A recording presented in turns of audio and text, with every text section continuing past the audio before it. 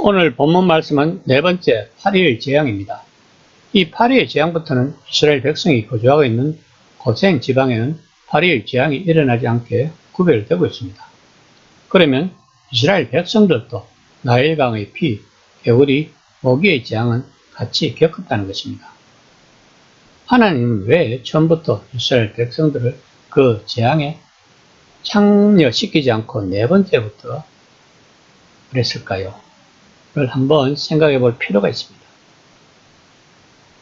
아마도 이스라엘 백성들에게 너희는 구별된 백성임을 가르쳐 주기 위함이 아니겠는가 하는 생각이 듭니다. 그리고 하나님의 살아계신가, 하나님의 능력을 이스라엘 백성들에게 각인시키기 위함이었을 것입니다.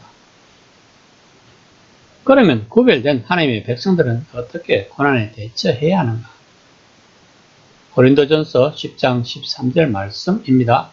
사람이 감당할 시험 밖에는 너희에게 당한 것이 없느니 오직 하나님은 미쁘사 너희가 감당치 못할 시험 당함을 허락하지 아니하고 시험 당할 쯤에 또한 피할 길을 내사 너희를 능히 감당하게 하시느니라.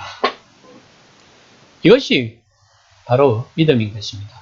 이것이 구별된 성도의 삶인 것입니다. 우리는 오늘 본문을 통하여 하나님께서 우리를 구원하시기 위하여 얼마나 열심인 것을 찾아보아야 합니다. 8장 20절 말씀입니다. 여호와께서 모세에게 이르시되 아침에 일찍 일어나 바로 앞에 서라. 그가 물 있는 곳으로 나오리니 그에게 이르기를 여호와께서 이와 같이 말씀하시기를 내 백성을 보내라. 그러면 그들이 나를 섬긴 것이니라.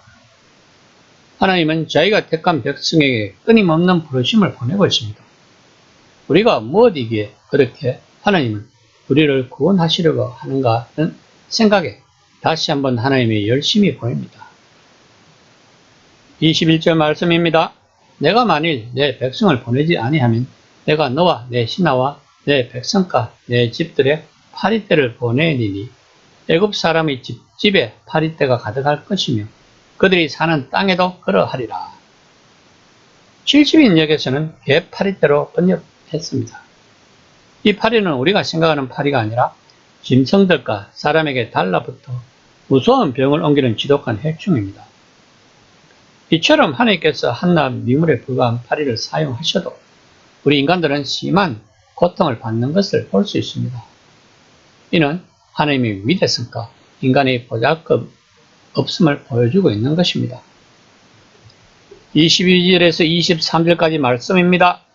그날에 내가 내 백성이 거하는 고센 땅을 구별하여 그곳에는 파리가 없게 하리니 이로 말미암아 이 땅에서 내가 여호와인 줄을 내가 알게 될 것이라. 내가 내 백성과 내 백성 사이를 구별하리니 내일 이 표징이 있으리라 하셨다 하라 하시고, 여기서 구별은 하나님께서 이스라엘 백성들은 당신의 백성으로 인치신 구속의 행위라는 의미를 가지고 있습니다.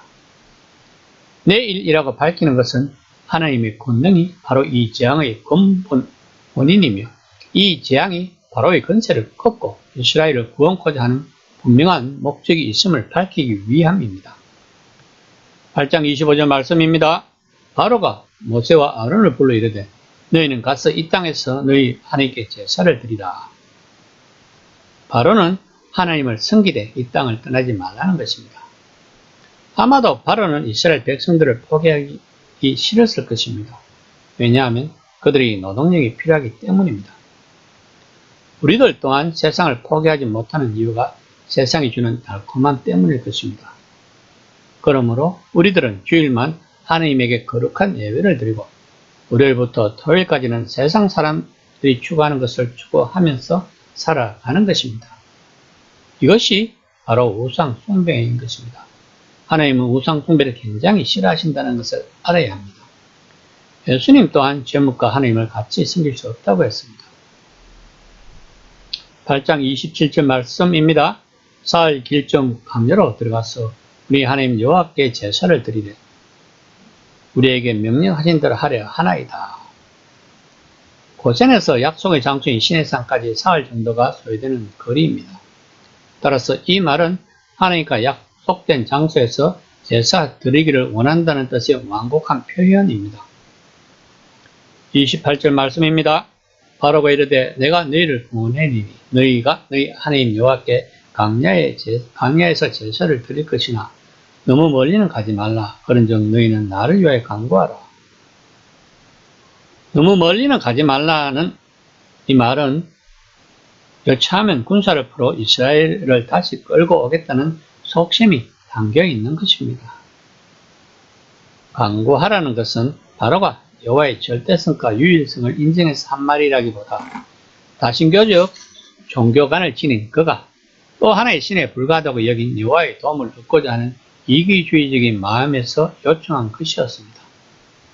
따라서 이 말을 달리 표현하면 파리떼가 이 땅에서 어서 물러가도록 너희 신께 기도 좀 하라는 뜻입니다. 사실 이것은 진정한 회개의 말이 아니라 재앙의 고통을 면해보고자 하는 임시 방편이었다는 것은 바로가 재앙이 멈추자 그 마음을 다시 완악게 하여 약속을 지키지 않은 데서 알 수 있습니다. 8장 32절 말씀입니다. 그러나 바로가 이때에도 그의 마음을 완강하게 하여 그 백성을 보내지 아니하였더라. 하나님이 바로의 마음을 완강하게 한 것이 아니라 바로 본연의 마음인 것입니다. 이것이 우리 인간의 모습입니다. 우리는 고난이 오면 하나님에게 매달립니다. 그러나 그 고난이 끝나면 다시 하나님을 잊고 일상으로 돌아갑니다. 바로의 모습은 우리 모습인 것입니다. 저 또한 하나님을 만날 때 제 인생에서 가장 힘든 시기였습니다. 그리고 하나님을 만나고 나서도 힘든 시기는 계속되었습니다. 그때 로마서 5장 3절에서 4절 말씀과 고린도전서 10장 13절 말씀을 붙들고 버텨내었습니다. 왜 그렇게 했는지는 모르지만 그것밖에 제가 할 수 있는 것이 없었기 때문입니다. 그러나 그 고난을 통하여 물질에서 자유함을 느끼게 되었습니다. 사람은 참 간사합니다. 우리가 오늘 본문 말씀이 바로인 것입니다. 고난이 오지 않으면 우리는 하나님과의 관계가 소홀해지는 것을 알 수 있습니다. 그래서 하나님은 가끔씩 우리에게 고난을 주셔서 하나님이 살아 계신다는 것을 상기시켜 주시는 것 같습니다. 이 시간 고난이 당신을 아프게 한다고 생각이 나면 이 고난을 통하여 하나님의 메시지를 찾는 것이 우리가 할 일인 것 같습니다. 우리는 다 하나님 앞에서는 단독자인 것입니다. 우리의 고난은 누가 우리를 대신해 줄 수 없습니다. 그냥 고난 앞에서 당당하게 담대하게 말설 수밖에 없습니다. 그러므로 우리들은 강하고 담대하게 하루를 살아가야 하는 것입니다.